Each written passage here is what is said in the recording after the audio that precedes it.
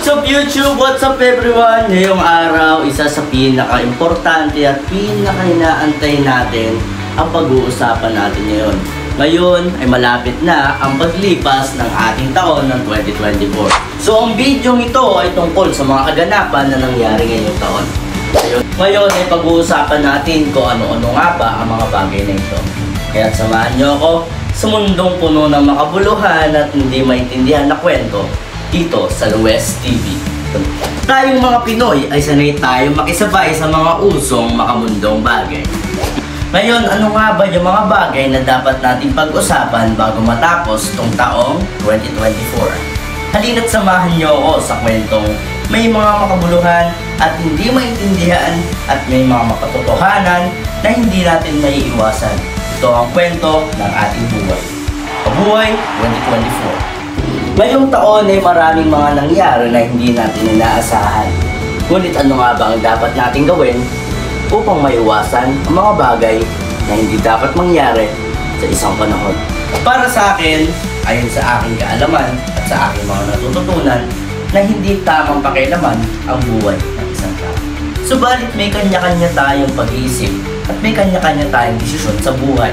Ngunit ano nga ba ang dapat natin gawin kapag nakarinig tayo ng ganyang mga issue?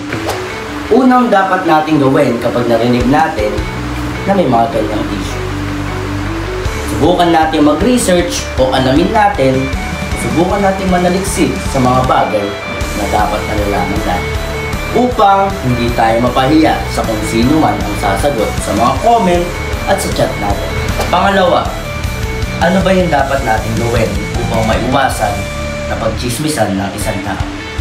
Una, kumuha ka ng kape, kumuha ka ng Milo, paghaluin mo, inumin mo, kumuha ka ng kumot, buksan mo yung electric fan, patayin mo yung TV, hugutin mo lahat ng saksak, matulog ka na.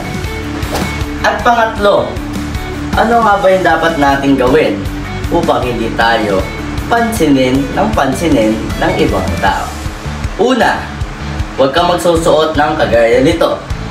Naka-jersey na, naka-t-shirt pa. E sinong tanga magsusuot niyan? Ang init na nga. So yun guys, salamat sa inyong pakikinig. Sana may natutunan kayo sa ating New Year's resolution. Resolutions nga ba iyon? O New Year's bagong solution? Oh, wait. What? A minute. Meron tayong nakalimutan guys. Nakalimutan nating hubarin ng ating jersey. O sige guys, papakita ko sa inyo. Just wait!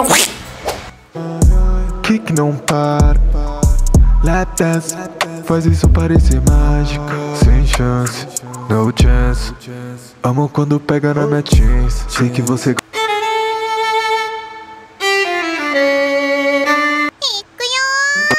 tirou o seu jeans. Sei que você bebe, por isso eu trouxe esse gin. Acho que se apaixona se eu te tratar bem assim. Sei que é mandora, mas isso é melhor pra mim. Sei que tu quer